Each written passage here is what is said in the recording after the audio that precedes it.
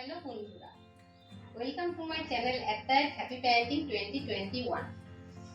আজকে আমাদের স্কুল ছুটি আর আমরা সবাই যেহেতু বাড়িতে আছি, তাই আমি ভাবলাম ভুনেরকে একটু স্পেশাল কিছু করে খাওয়াবো। তাই আমি ভুনেরকে আজকে ফ্রাইড রাইস করে খাওয়াবো।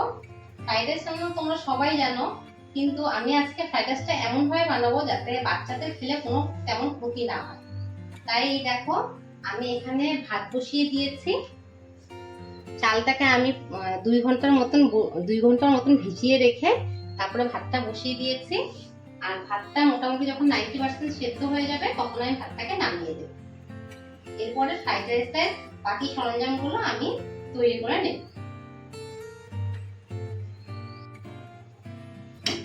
এই দেখো, ভাতটা মোটামুটি রেডি হয়ে গেছে। এখন আমি ভাতটাকে নামিয়ে নেব।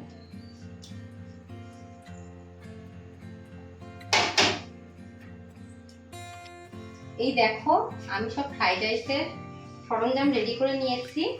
এখানে আমি নিয়েছি বিনস, গাজর কুচি, আদা কুচি, তেজপাতা, ক্যাপসিকাম, চেরি আর কাজু কিশমিশ। আর এখানে নিয়েছি লবণ, ঘি আর পরিমাণ মতো চিনি। আর যে ভাতটাকে আমি নামিয়ে নিয়েছিলাম সেই ভাতটাকে আমি থালার মধ্যে ঝরা দিয়ে নিয়েছি, যাতে ভাতটা ঝরঝরা থাকে।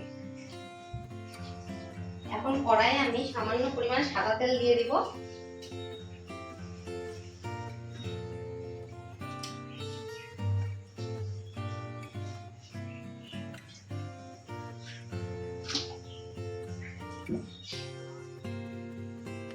যেহেতু ভুনিদের জন্য বানাবো, সেই জন্য তেল আমি একটু কম পরিমাণে দিলাম।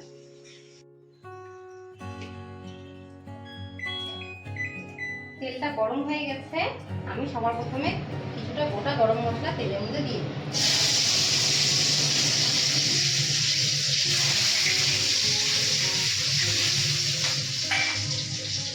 এরপরে তেজপাতাগুলো দিয়ে দিই।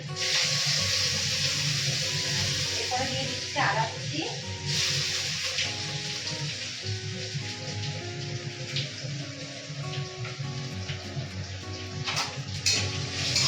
এগুলো দিয়ে ভালো মতো মিলিয়ে নিচ্ছি।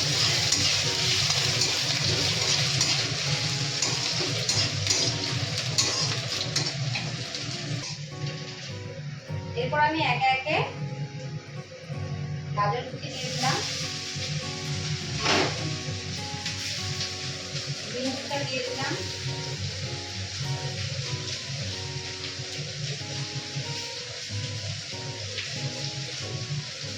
ক্যাপসিকামটা দিয়ে দিলাম,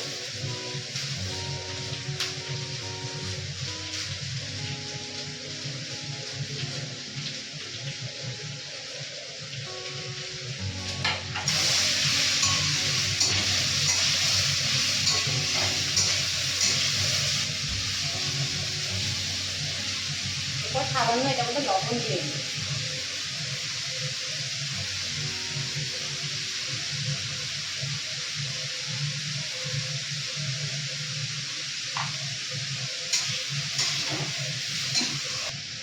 যেহেতু আমি এটা তেল কম দিয়েছি, তাই সবজিটা সেদ্ধ হওয়ার জন্য আমি এর মধ্যে একটু জল ছিটা দিয়ে দিই।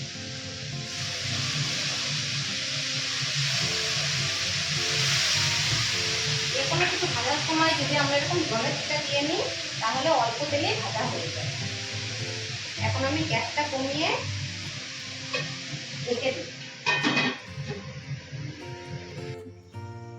5 মিনিট পরে আমি ঢাকনিটি সরিয়ে নিলাম।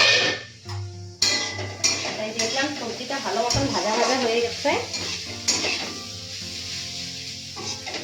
এরপরে আমি কাজু আর কিশমিশ গুলো এটার মধ্যে দিয়ে দেব।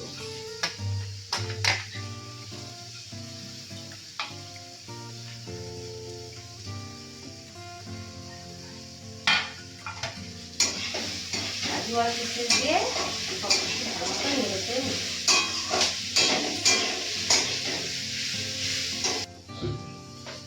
এই যে সবজিগুলো ভালো মতন ভাজা হয়ে গেছে। আমি এখন সবজিগুলোকে একটা থালার মধ্যে নামিয়ে নেব। সবজিগুলোকে আমি এবার থালার মধ্যে উঠিয়ে নিচ্ছি।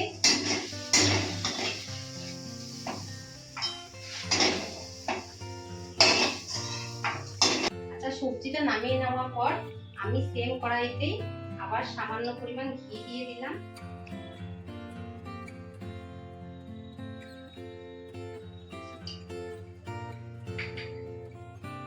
আমি সামান্য পরিমাণ সবজি এটা মধ্যে ছড়িয়ে দিই।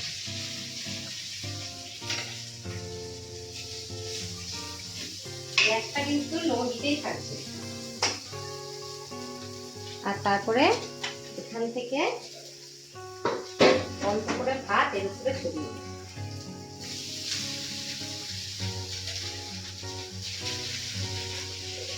এরপর আমি গ্যাসটাকে বন্ধ করে দিলাম, দিয়ে আবার উপর থেকে কিছুটা পরিমাণ সবজি ছড়িয়ে দেব।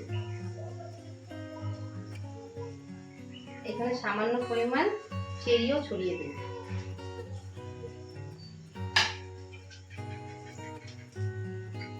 এর উপরে আমি একটু ঘি ছড়িয়ে দিব।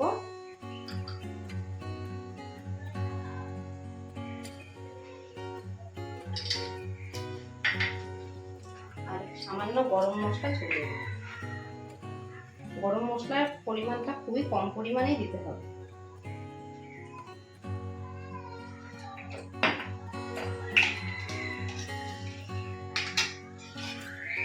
এরপরে আবার একটু ভাত ছড়িয়ে দেব।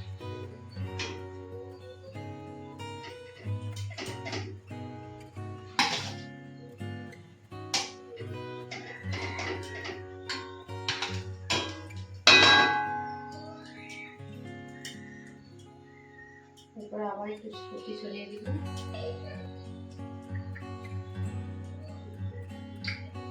সামান্য ঘি,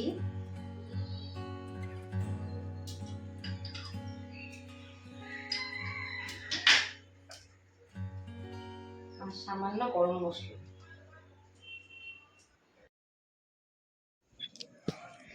এরপর আমি পরিমাণ মতন চিনি ফ্রাইড রাইসটার উপর দিয়ে ছড়িয়ে দিচ্ছি। চিনিটা প্রথমে দিলেও হতো, আমি যেহেতু প্রথমে চিনিটা দিতে ভুলে গেছিলাম, তাই সবার শেষেই যে পরিমাণ মতন চিনি আমি সম্পূর্ণ ফ্রাইড রাইসটার মধ্যে ছড়িয়ে দিলাম। এরপরে আবার পরিমাণ মতন ঘি দিয়ে দিচ্ছি।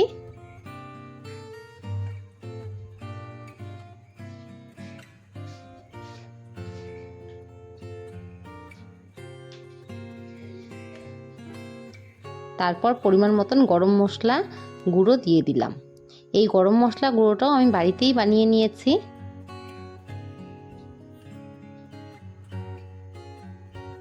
এরপর গ্যাসটা কমিয়ে আমি 5 মিনিটের মতন ঢাকা দিয়ে রেখেছিলাম। 5 মিনিট পরে ঢাকনাটা সরিয়ে আমি সম্পূর্ণ ফ্রাইড রাইসটাকে আবার ভালো মতো নেড়ে দিচ্ছি। এই সময় গ্যাসটাকে আমি হাই ফ্লেমে রেখেছি। সম্পূর্ণ ফ্রাইড রাইসটা ভালো মতন নাড়াচাড়া হয়ে গেলে আমি গ্যাসটা কমিয়ে আবার ফ্রাইড রাইসটাকে 5 মিনিটের মতন ঢেকে রেখেছিলাম।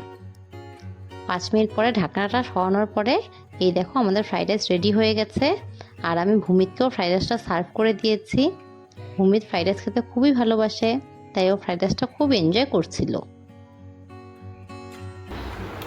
কেমন হয়েছে?